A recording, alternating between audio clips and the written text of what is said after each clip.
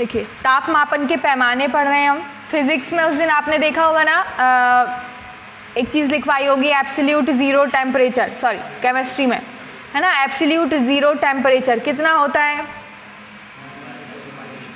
-273 degree Celsius, या कितना होता है? 0 केल्विन होता है। तो इन लोगों को अपन कन्वर्ट कर सकते हैं। जैसे फ़ारेनहाइट में हमारा एक बॉडी टेम्परेचर कितना होना चाहिए? 98.6 डिग्री फ़ारेनहाइट, ठीक है, और वो सेल्सियस में कितना होता है? लगभग 37 होता है। तो ये होते हैं मापन के पैमाने, जिसमें सबसे ज़्यादा जो ऑथेंटिक होता है वो होता है केल्विन वाला। जो साइंटिस्ट लोग होते हैं वो किस में यूज़ करते हैं? केल्विन। इसलिए जब अपन ने फंडामेंटल क्वांटिटीज़ के अंतर्गत जब अपन ने मूल राशियाँ लिखा था, है ना, तब अपन ने वहाँ देखा था कि तापमापन या टेम्परेचर का जो यूनिट है वो क्या है? केल्विन है। C से है सेंटीग्रेड या सेल्सियस, F से है फ़ारेनहाइट, K से है केल्विन और R से है रोमर। ठीक है, लिख देती हूँ यहाँ। नहीं पता है तो फिर आप लिख लीजिए, और जिसको पता है पढ़ के आए होंगे, वैसे आप नहीं पता है तो लिख लो, और पता है तो बात ही नहीं है। C बराबर होता है सेंटीग्रेड, या इसे ही कहते हैं क्या? सेल्सियस पैमाना, है ना। F बराबर होता है फ़ारेनहाइट, K बराबर होता है केल्विन, और R बराबर होता है रोमर। ये वाला यूज़ नहीं किया जाता, है ना, रोमर वाला, क्योंकि इसमें ऑथेंटिक आंकड़े नहीं आते हैं, ऐसा माना जाता है।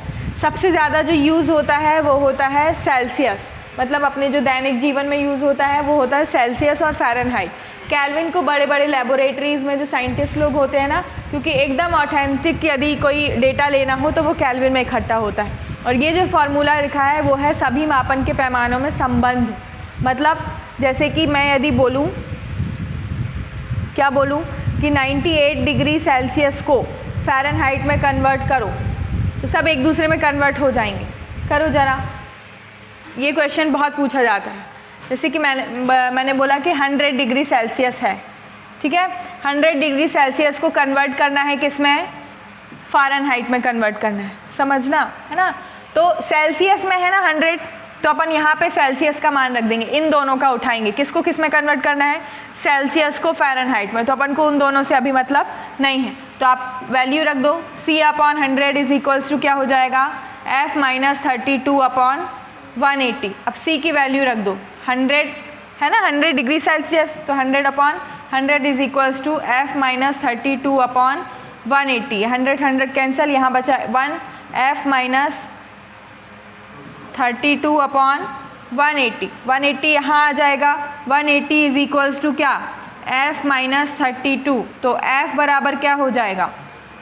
212, है ना, 212 डिग्री फ़ारेनहाइट। मतलब सेल्सियस में जो चीज़ 100 है वही फ़ारेनहाइट में क्या है? 212 है। क्लियर है? अब यदि मैं बोलूँ कि इसी 100 डिग्री सेल्सियस को किस में कन्वर्ट करना है? केल्विन में, तो कर लेते हैं। चलो, C है तो C की वैल्यू ऐसी रहेगी। अब ये वाला फार्मूला लगा के क्या लगा देंगे? ये वाला, तो K - 273/100 वैल्यू रखो। C की वैल्यू क्या है? 100/100 इज इक्वल्स टू क्या हो जाएगा? K - 273/100, 100 कैंसिल, यहाँ आ जाएगा 1, K - 273/100, है ना, यहाँ आ जाएगा 100 और इज इक्वल्स टू K - 273। तो K इज इक्वल्स टू क्या आ जाएगा? बस ये ध्यान रखना है, केल्विन में डिग्री नहीं लगाई जाती, 373 केल्विन बस आएगा। ठीक है, अब इसको रोमर में कन्वर्ट करें। चलो रोमर में भी कर लेते हैं। किसको? 100 डिग्री सेल्सियस को ही किस में कन्वर्ट करना है? रोमर में। तो फिर से C/ क्या ले लेंगे? 100/R/ क्या ले लेंगे? 80। या तो इसका ऐसा लिख दूँ तो भी सही है, आपको बुक्स में ऐसा मिलेगा, R - 0/80, या सीधा मैं लिख दे रही हूँ कि R/80, है ना। कन्वर्ट करो, 100/100 R/80, 100 से 100 कैंसिल हो गया, R बराबर क्या हो जाएगा? ये हो गए चारों में संबंध। मतलब यदि ऐसा देता है कि इतने डिग्री को इतने में कन्वर्ट करना है, या तो सेल्सियस में, फ़ारेनहाइट में, केल्विन में या रोमर में, तो आप कर सकते हैं। किसको समझ में नहीं आया? पहली चीज़ ये आपको याद करना पड़ेगा, है ना, और ये आपको सॉल्व करना पड़ेगा। कोई भी दो पैमानों में यदि संबंध है जो आपको दिया है उसकी वैल्यू पुट कर दोगे और जो निकालना है वो वाला फॉर्मूला ले लोगे। ठीक है, इसकी और प्रैक्टिस करते हैं। पहले देखो, इतना लिखो। अच्छा, इसको और इजी किया जा सकता है, पता है कैसे? कैसे इजी कर सकते हो उसको? हाँ, नीचे 20 से भाग दे दो तो क्या हो जाएगा? c/5 इज इक्वल्स टू क्या हो जाएगा? f minus 32/9 is equals to k minus 273/5 is r/4। ये वाला इजीली याद होता है फॉर्मूला। नीचे अपन ने 20 से भाग दे दिया सब में। देखो, या तो ये लिख लो या तो ये लिख लो, दोनों एक, बस उसको इजी किया। इसको लिखो, फिर और समझाती हूँ मैं।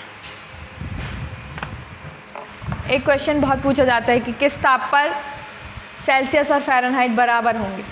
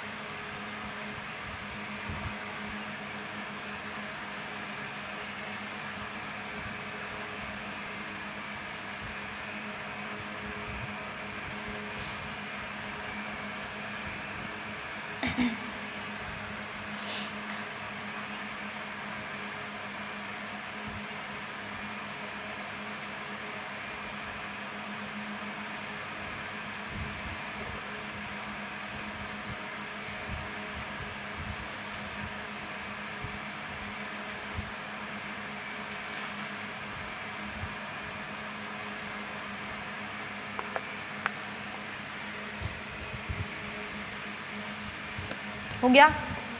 ईमानदारी से बताओ किसको नहीं समझ में आया? अब बता दो, मैं दोबारा अच्छे से समझा दूंगी, नहीं तो क्वेश्चन दे रही। क्लियर है सबको? देखो, पहली चीज़ तो ये आपको याद करना पड़ेगा और फिर आपको किसी का भी मान रख के और वैल्यू निकालनी पड़ेगी। और करें प्रैक्टिस, है ना? एक आध और कर देते हैं।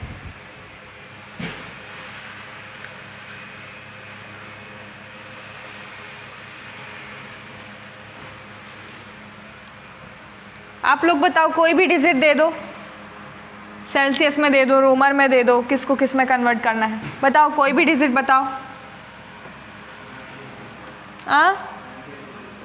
98 डिग्री सेल्सियस की फ़ारेनहाइट। बॉडी टेम्परेचर ही देख लें। चलो, बॉडी टेम्परेचर होता है फ़ारेनहाइट में 98.6। अपन पॉइंट को छोड़ के 98 बस रख रहे हैं अभी अप्रॉक्स वैल्यू के लिए, है ना? तो F बराबर क्या है अपना? 98 लगभग। अब देखो, इसको निकालना है अपन को सेल्सियस में, केल्विन में और रोमर में। ये निकल रहा है अपना क्या? बॉडी टेम्परेचर 98.6 है। जितना भी आएगा आगे पीछे अपन समझ जाएंगे ना कितना कुछ होगा। ठीक है, अब चलो C निकाल लेते हैं, पहले सेल्सियस में निकाल लेते हैं। तो C upon is equals to क्या हो जाएगा? F माइनस 32/180, है ना? C upon 100। F की वैल्यू क्या रखनी है? 98 माइनस क्या? 32/180। C upon 100 is equals to क्या हो जाएगा? घटाओ यही आएगा, है ना। फिर चलो अब इसको यहाँ ला दो, इसको यहाँ ला दो, कहाँ ला दो, C इज इक्वल्स टू क्या हो जाएगा 66 इंटू 100/180। सही है, सही है ना। 0 से 0 कैंसिल, इसको काटो 6 से और इसको काटो 3.333 ऐसे आएगा लगभग, ऐसे आएगा ना। चलो कितना आया लगभग 11 तिया 33, पॉइंट लगाओ 11 तिया 33 और 3 रिमाइंडर 3 बचा ना 36, 36.3। मतलब यदि पॉइंट लगाते हम 6 में तो लगभग 37 आ जाता ना वो। तो यही होता है लगभग कितना 37 डिग्री सेल्सियस में होता है ये आपका बॉडी टेम्परेचर निकल आया। अब इसको यदि मैं निकालूँ किस में, केल्विन में, तो केल्विन में निकालो, किसको निकालना है 98 डिग्री। अच्छा एक चीज़ निकल गई तो आप फिर किसी की भी वैल्यू रख सकते हो, या तो यहाँ पे 37 C से निकाल लो, समझ रहे हो। ज़रूरी नहीं कि F वाले फार्मूले से ही निकाल लो, C फिर से रख के रख सकते हो। तो C की वैल्यू अपनी आ गई कितनी 37। आप ये वाला और ये वाला फार्मूला ले लो, C/100 बाद में लिख लेना आप लोग। C/100 बराबर क्या आ जाएगा K - 273/100। C की वैल्यू रख दो 37/100 इज इक्वल्स टू क्या आ जाएगा K - 273/100। 100 से 100 यहीं कैंसिल कर दो, तो K बराबर क्या आ जाएगा यहाँ 300 तो नहीं आ रहा है, 80 और 30 310। सही है।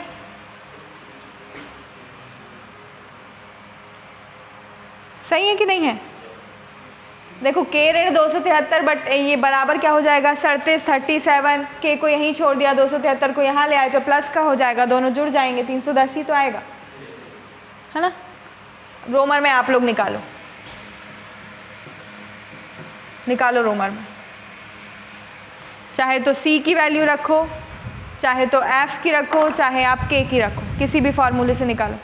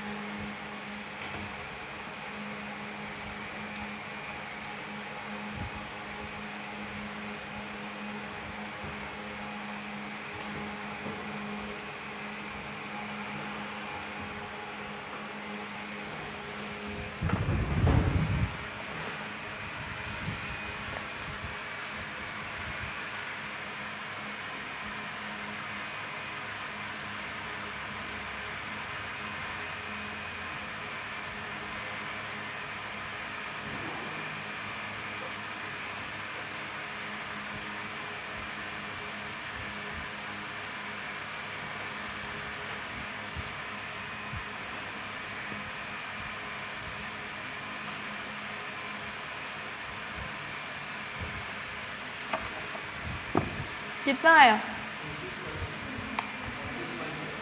हाँ 29। C/100 C की वैल्यू क्या रखे हो, हाँ तो ये आएगा 29 समथिंग आएगा।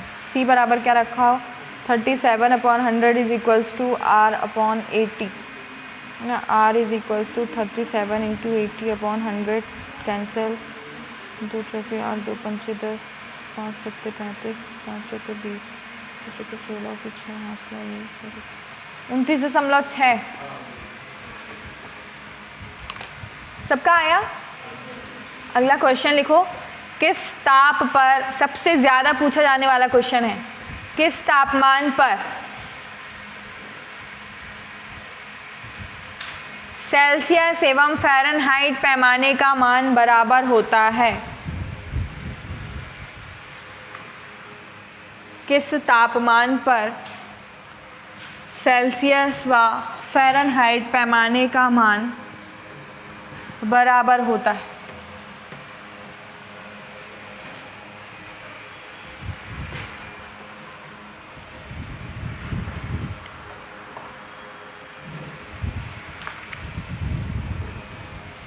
करो, सॉल्व करो, दिमाग लगाओ।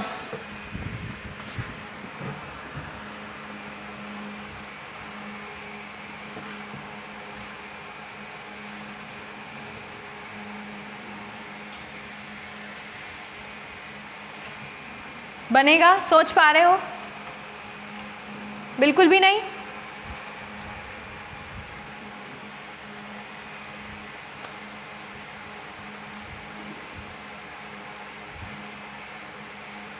अपना अपना करो।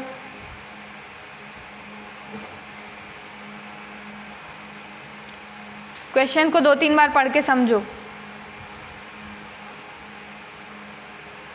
C बराबर क्या दिया है? F दिया है ना। सेल्सियस और फ़ारेनहाइट क्या होना चाहिए? चलो समझ लो, सेल्सियस और फ़ारेनहाइट बराबर होना चाहिए, आपको ये दिया है क्वेश्चन में। तो क्वेश्चन क्या है बोलो कि किस ताप पर सेल्सियस इक्वल्स टू क्या हो जाएगा? फ़ारेनहाइट। मैथ्स कैसे करते हो? ऐसे माना C बराबर क्या है? X है, तब F बराबर भी क्या हो जाएगा? क्योंकि दोनों बराबर हैं, क्या हो जाएगा? X। अब वैल्यू रख दो। चलो C/100 इज इक्वल्स टू क्या होता है? अपन को सिर्फ ये दोनों चाहिए ना, अभी सेल्सियस और फ़ारेनहाइट की बात हो रही है, तो सिर्फ यही दो फॉर्मूले लेंगे। F - 32/180। C और F दोनों की जगह क्या रख देना है? X रख दो। X/100 is equals to X - 32/180 है ना, यहाँ ला दो 180x। हाँ 180x इज इक्वल्स टू क्या होगा? 100x माइनस क्या? 3200। x वाले को इस तरफ ले आओ, तो 80x बराबर क्या आएगा? आएगा नहीं? चलो थोड़ा एक लाइन मैंने कम कर दी थी। 180x, यहाँ 100 वाले को इस तरफ ले आओ, 100x इज इक्वल्स टू क्या हो जाएगा? -3200 है ना। यहाँ पे 180 में से 100 गए, कितने बचे? 80। 80x बराबर क्या? ऋण 3200, तो x बराबर क्या हो जाएगा? 3200/80। ये कितना हो जाएगा? 40। लेकिन कितना 40? ऋण 40 डिग्री सेल्सियस का हो या -40 डिग्री फ़ारेनहाइट का हो, ये दोनों बराबर होंगे। -40 डिग्री पर दोनों बराबर होते हैं, है ना। माइनस आएगा ना। चाहे तो आप रख के देख लो, C की वैल्यू -40 रखो, आपको F भी -40 ही मिलेगा। प्रूफ करके देख लो।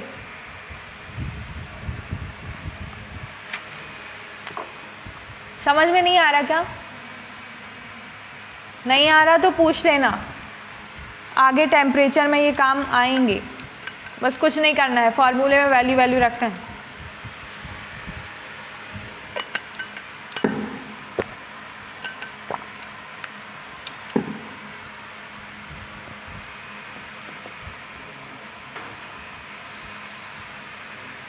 चलो हो गया।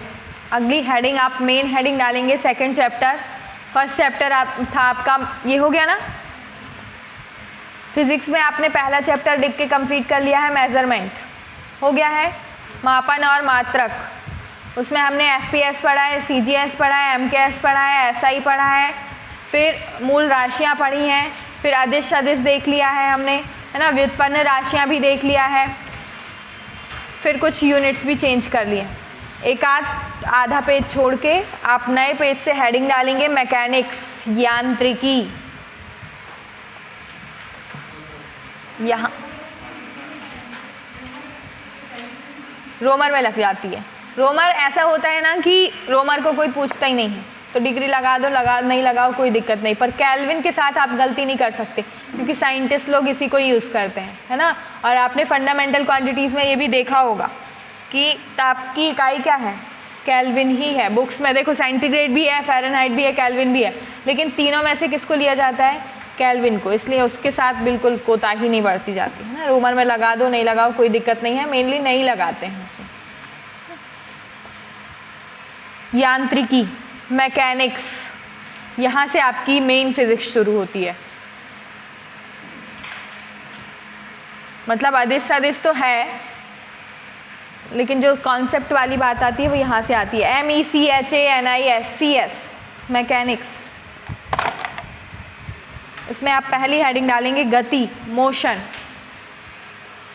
इंग्लिश मीडियम वाले नोट्स कैसे बनाओगे, इंग्लिश में बनाओगे हिंदी में बनाओगे, वैसा मैं बोलूँ मैनेज कर लोगे?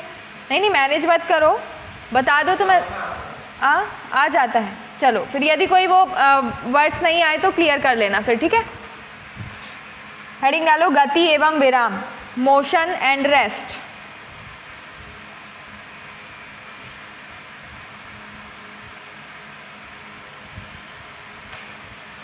Motion and rest.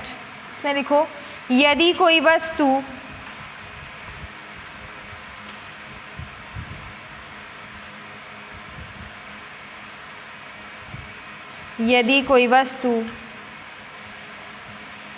किसी अन्य वस्तु के सापेक्ष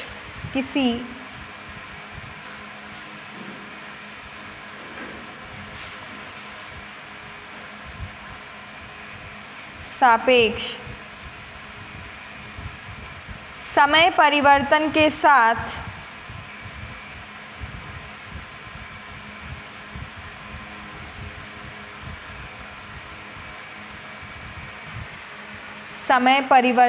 साथ अपनी स्थिति में परिवर्तन करती है।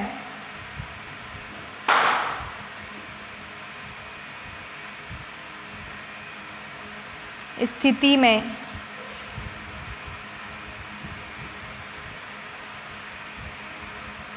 परिवर्तन करती है तो इसे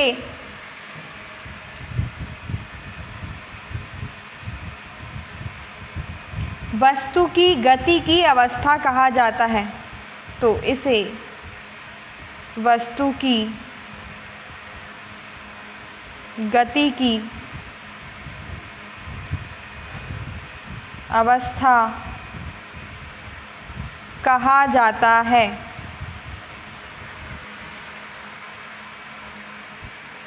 इंग्लिश वाले अगर लिखना हो तो एक बार बोल दे रही हूँ, लिख सकते हैं आप। If an object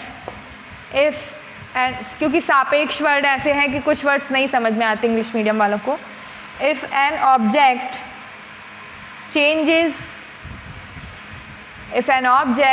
changes its position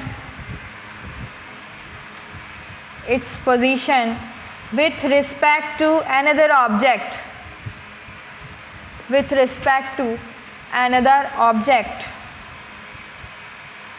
with time, then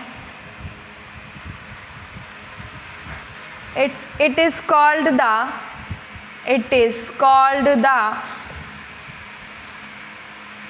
state of motion of the object. If an object changes its position with respect to another object with time, it is called the state of motion of the object. पढ़ाया था ना गति की अवस्था क्या कहा जाएगा? ये हमेशा एक तुलनात्मक टाइप की अवस्था होती है, कंपेयर किया जाता है। जैसे यहाँ पे मैं खड़े हूँ, मैं चल रही हूँ, है ना, और मैं चल रही हूँ तो किसके सापेक्ष चल रही हूँ? क्योंकि आप लोग देख रहे हैं और आप लोग विराम अवस्था में हैं, तो मैं गति की अवस्था में कहीं जाऊँ, है ना। यदि मैं खड़ी हूँ और आप लोग मूवमेंट कर रहे हैं तो आप गति की अवस्था में कहे जाएंगे मेरे सापेक्ष, ठीक है। तो ये हमेशा एक तुलनात्मक टाइप की स्टडी होती है। अगला पॉइंट लिखो, पैराग्राफ चेंज करके। यदि कोई वस्तु किसी अन्य वस्तु के सापेक्ष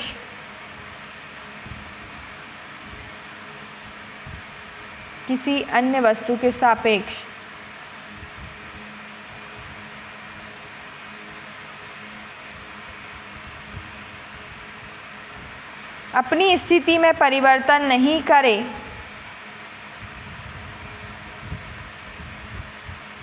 या ना करे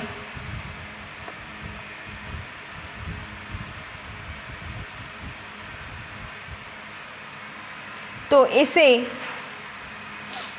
वस्तु की विराम अवस्था कहा जाता है।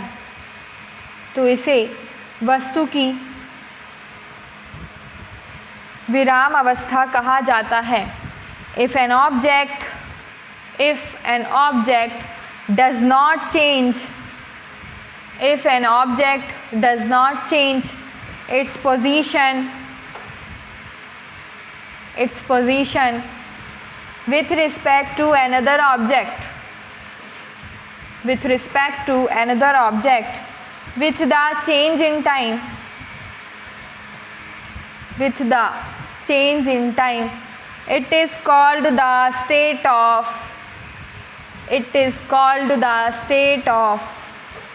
rest of the object। अगला हेडिंग डालेंगे दूरी, डिस्टेंस।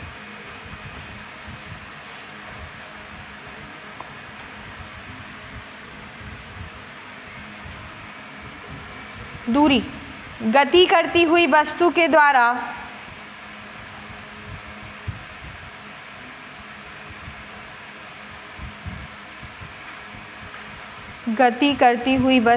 द्वारा तय किए गए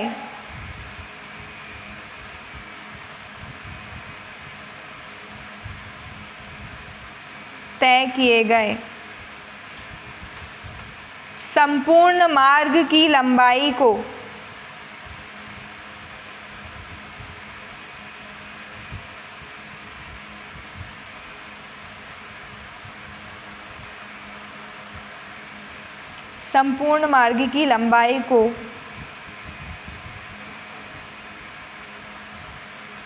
दूरी कहा जाता है।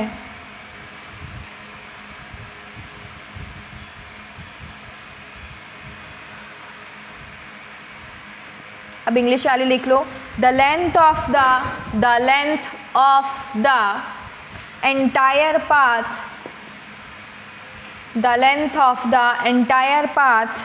covered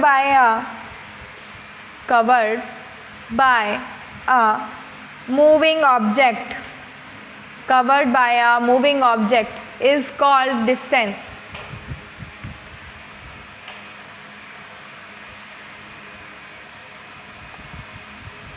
The length of the entire path covered by a moving object is called distance। Next line में हिंदी वाले लिखना। दूरी अदिश राशि है। दूरी अदिश राशि है।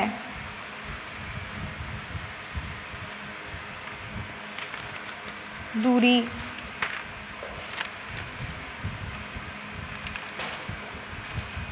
अदिश राशि है। Distance is the scalar quantity।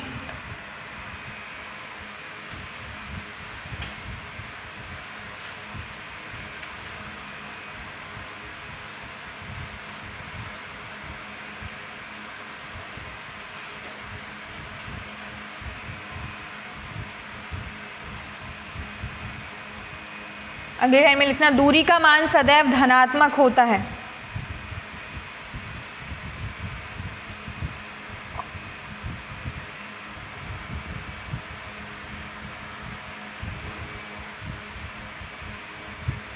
Distance is always positive। एक बार पढ़ के देखो, दूरी क्लियर है?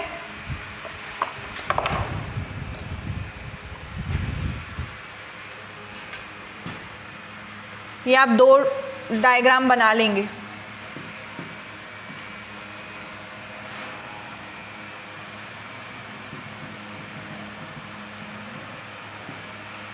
ये भी बना लो फर्स्ट और ये भी बना लो।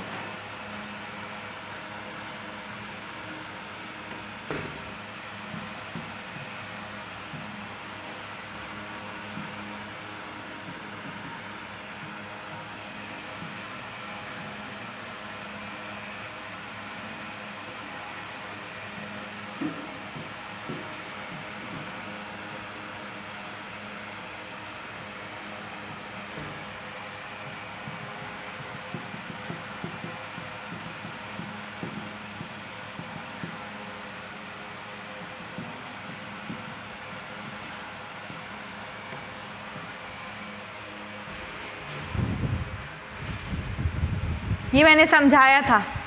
समझ में आ रहा है क्या बता रही हूँ ये मैं?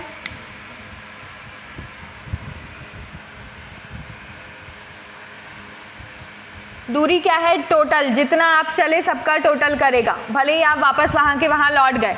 मतलब जैसे मैंने ए से बी चला, ठीक है, और बी से कहाँ गई? सी, है ना, सी से कहाँ गई? डी, और डी से वापस ए पर आ गई।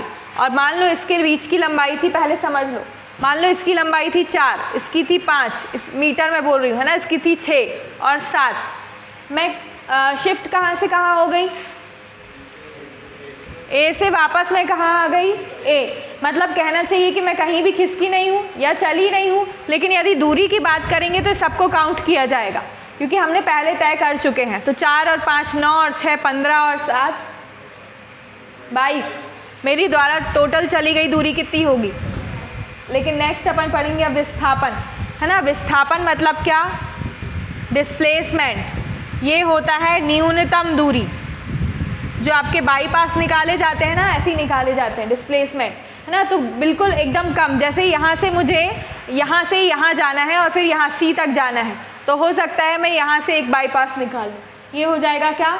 डिस्प्लेसमेंट। तो जितनी मिनिमम दूरी हो सकती है वही क्या होता है? विस्थापन। अगर मैं ए से ए तक वापस आ गई तो विस्थापन क्या हो जाएगा? 0, क्योंकि मैं कहीं गई ही नहीं। लेकिन यदि दूरी की बात करेंगे तो सबको काउंट करेंगे, है ना। विस्थापन सदिश राशि होती है और जबकि दूरी अदिश राशि होती है। इसमें दिशा नहीं देखा जाता, कहीं भी हम मुड़ रहे हैं, है ना। अब लिखो अगला,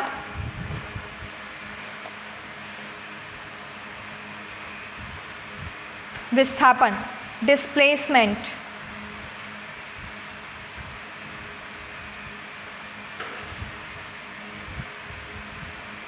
किसी वस्तु की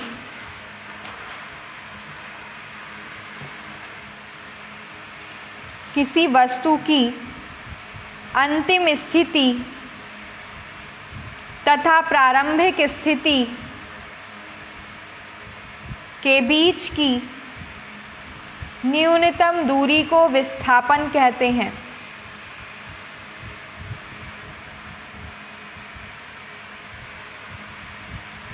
किसी वस्तु की अंतिम स्थिति तथा प्रारंभिक स्थिति के बीच की न्यूनतम दूरी को विस्थापन कहते हैं। Displacement, the shortest distance between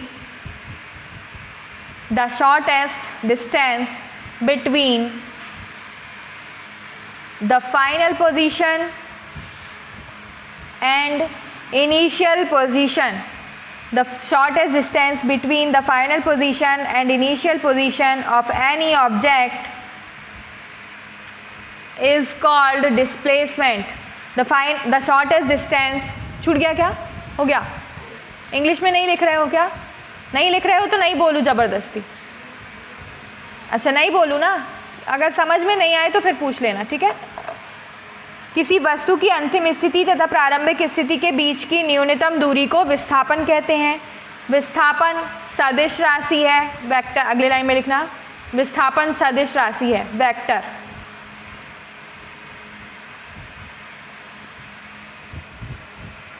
अगले पॉइंट में लिखना, विस्थापन का मान धनात्मक, ऋणात्मक या शून्य भी हो सकता है। विस्थापन का मान धनात्मक,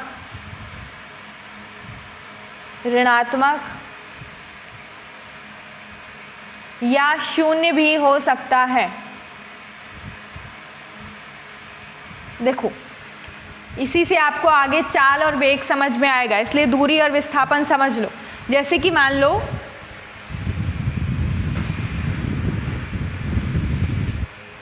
मुझे जाना है, यहाँ कोई पॉइंट है, मान लो यहाँ किसी का घर है, इसको यदि हम ए नाम दे दें, ठीक है, और मैं यहाँ पे हूँ, और यदि मैं यहाँ से यहाँ आई, अच्छा ये मान लो ये घर है, ये होम है किसी का, ठीक है।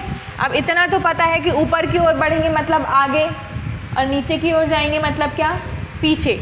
यदि हम ए इसको नाम दें और ए से मैं यदि बी की ओर जाऊँ तो डिस्टेंस की बात करें और इसके बीच का डिस्टेंस क्या है, मान लो 4 मीटर है, तो मैं सिर्फ बोलूँगी कि 4 मीटर मैंने क्या करी? दूरी तय करी।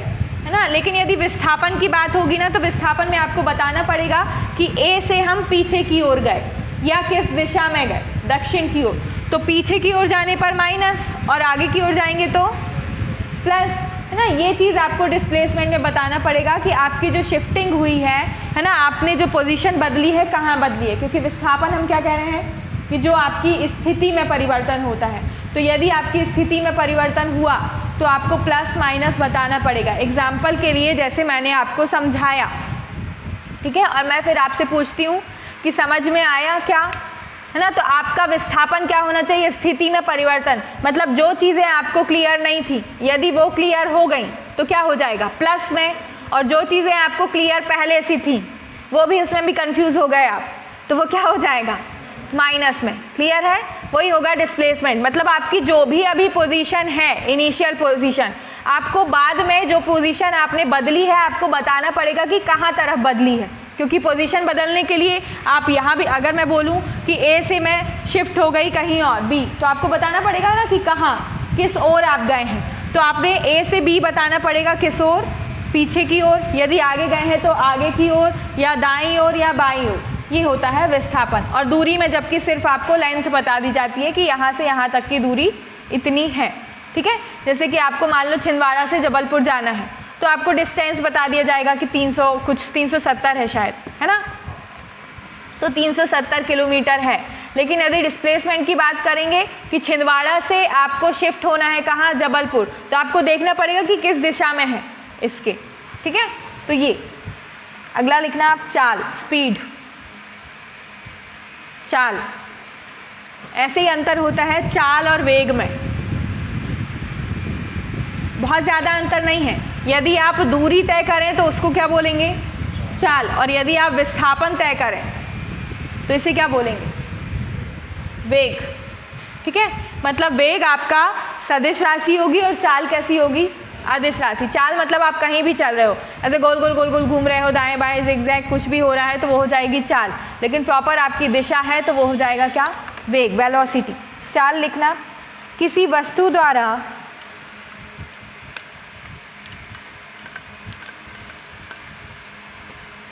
इकाई समय में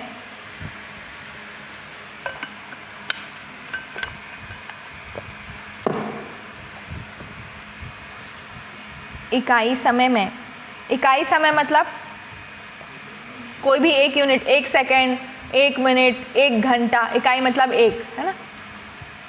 इकाई समय में तय की गई दूरी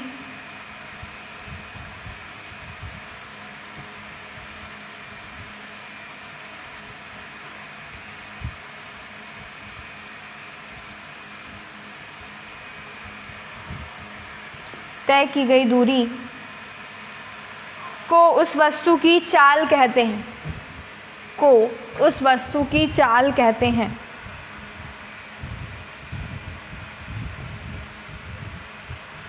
चाल एक अदिश राशि है।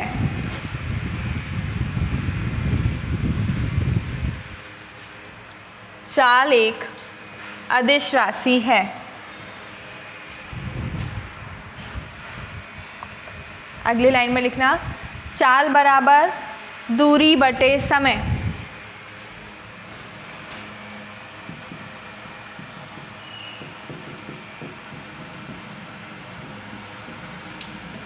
इसको ब्रैकेट में बंद कर लेना।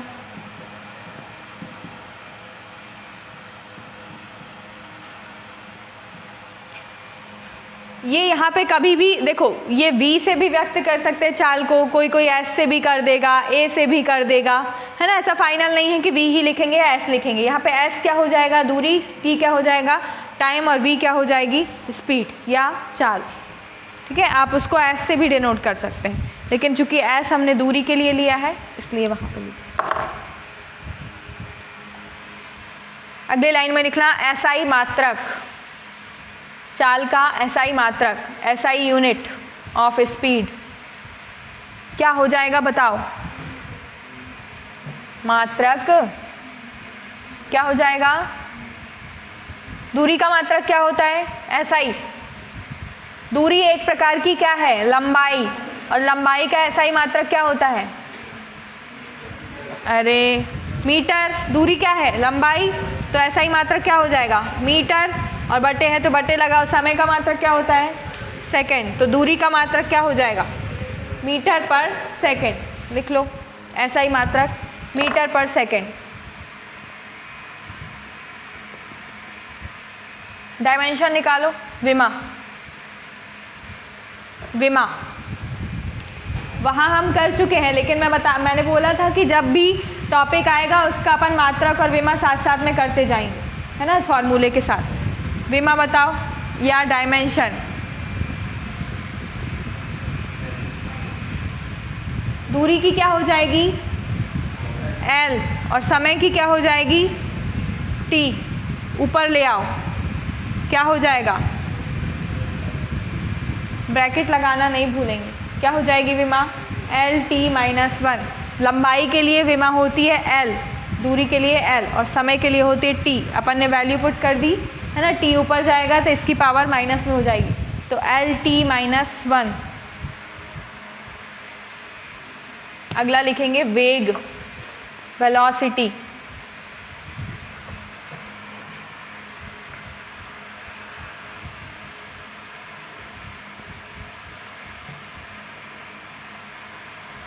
इकाई समय में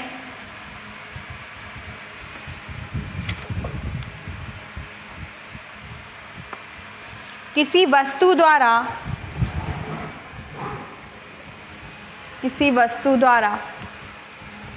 तय किया गया विस्थापन, इकाई समय में किसी वस्तु द्वारा तय किया गया विस्थापन उस वस्तु का वेग कहलाता है। उस वस्तु का वेग कहलाता है।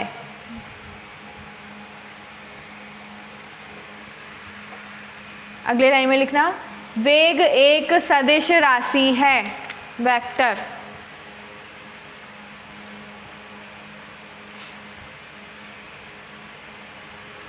वेग एक सदिश राशि है। अगले लाइन में लिखना, वेग बराबर या वेलोसिटी बराबर, यहाँ लिख दूँ ना, लिखेगा?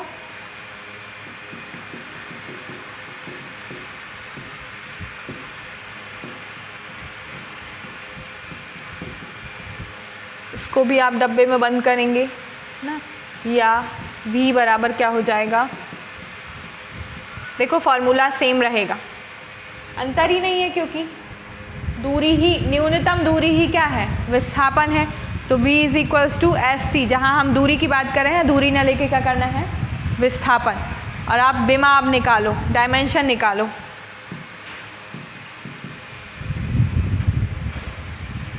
निकालो, क्या हो जाएगा?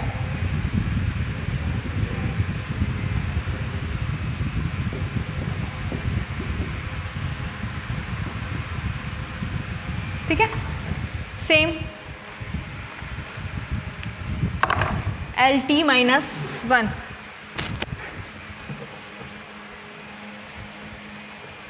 ऐसा ही मात्रक मीटर पर सेकेंड, लिख लो मीटर पर सेकेंड।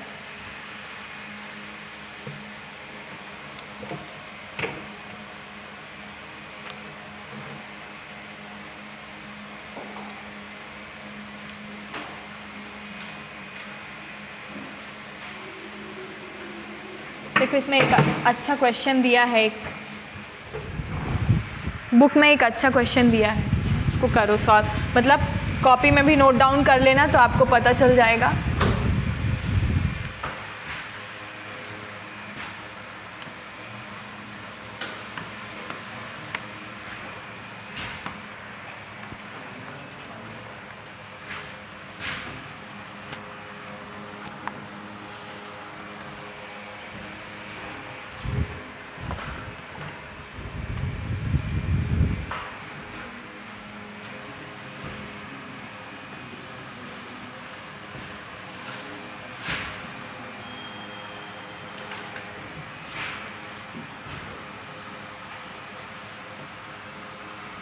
बनाते भी जाओ।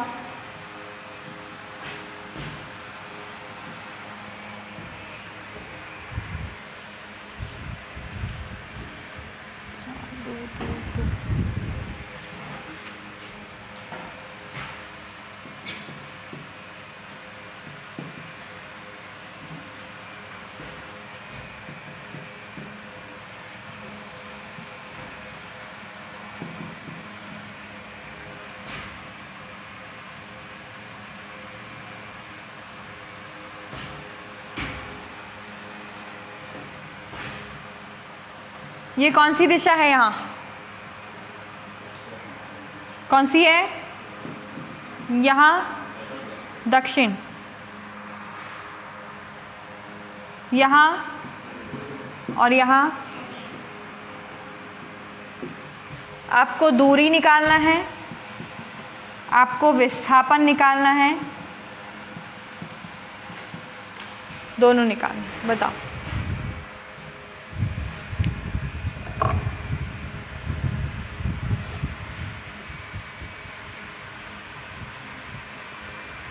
और समय आपका दिया है 5 घंटे।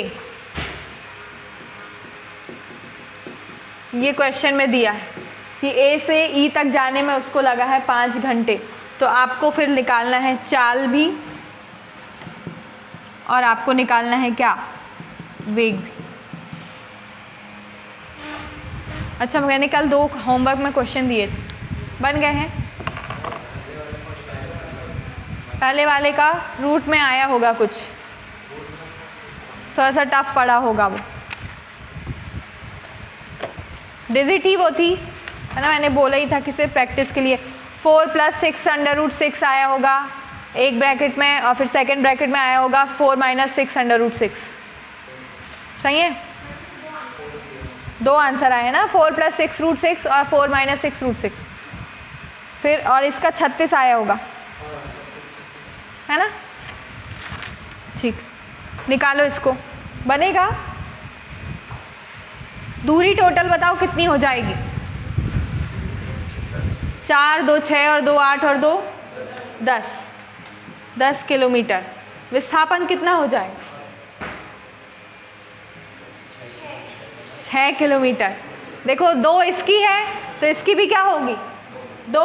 वो सीधा ए से कहाँ तक पहुँचा है, ई तक। हमको लाना ही नहीं है उसको नीचे। विस्थापन मतलब क्या, न्यूनतम दूरी। जाना जब ई तक है तो हम क्यों यहाँ से यहाँ आएंगे, सीधा हम चलेंगे ना। तो जब इसका और इसके बीच के 2 है डिस्टेंस, तो यहाँ भी क्या होगा 2, तो विस्थापन क्या आ जाएगा 6 किलोमीटर। चाल कितनी आ जाएगी बताओ, 10/5, तो चाल क्या आ जाएगी 2 किलोमीटर पर आवर। मीटर पर सेकेंड में नहीं दिया है, किलोमीटर प्रति घंटे में दिया है। दोनों यूनिट बराबर है ना, किलोमीटर है तो घंटा, मीटर होता तो सेकंड होता, इसलिए चेंज नहीं करना पड़ेगा। और वेग कितना आ जाएगा 6/5 ही लिख दो ना, किलोमीटर प्रति घंटा बराबर क्या आ जाएगा 1 पॉइंट। क्लियर है। ये आपका एग्जाम्पल भी हो गया, बस हेडिंग डाल लीजिए त्वरण। इसको करेंगे अब कल से हम मतलब मंडे केमिस्ट्री है आपका। केमिस्ट्री में कौन सा टॉपिक चल रहा है, इसको बंद करो।